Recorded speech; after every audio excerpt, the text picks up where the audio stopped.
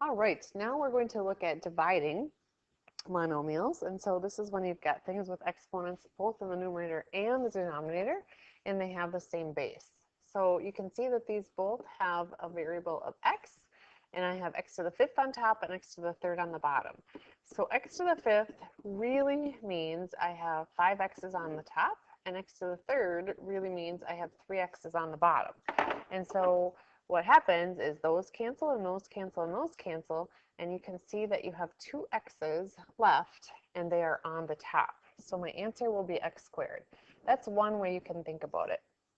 The other way you can think about it is to just simply subtract. So I can rewrite this if I want to as x to the 5 minus 3, which also becomes x squared. Okay, so whatever way you want to think about it, you're going to get the same answer. Here, I can do this one of two ways. I can use my subtraction rule and make this be x to the 2 minus 7, which is x to the negative 5. And then I can't leave a negative number or negative exponent in my answer, so I would need to kick that x to the negative 5th to the basement and make it be 1 over x to the 5th. So I can do it that way if I want. Or you can think about in your head, and I don't even need you to write this out, but in your head you have 2 x's on the top and you have 7 x's on the bottom. Cancel, cancel, and I made one too many, didn't I? Oh, no, I didn't. And again, I have an x to the 5th, but it's in the denominator, so I need something in the numerator, which will be 1. So either way you want to think about it will get you that same answer. Here you have negative numbers to deal with, which makes this be just slightly trickier. So one of two ways, again, what I would do is if I want to start canceling things out, I would make things always be positive first. So since this has a negative exponent, it has to go upstairs and get a positive attitude. This has a negative exponent, it has to be kicked downstairs. And so it would end up looking like this. Okay, and now that you can see that you have one more x on the top than you do in the bottom, and so your answer will just be x. Or if you want to think about it like this, you could subtract your exponents and do negative 3 minus negative 4, and then you'll do boom, boom, and you'll get x to the 1 that way also.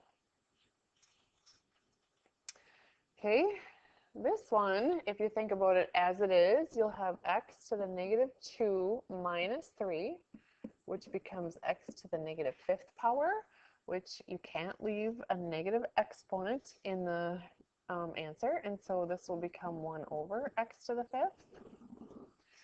Or if you want to think about it like this, you can't cancel them right now because you have negative exponents in there. So this has to get kicked to the basement, and then I will have 1 over x squared times x to the 3rd, which then I would want to add those exponents and become 1 over x to the 5th. So whichever way you're more comfortable is absolutely fine. You're going to get the same result either way. Oops.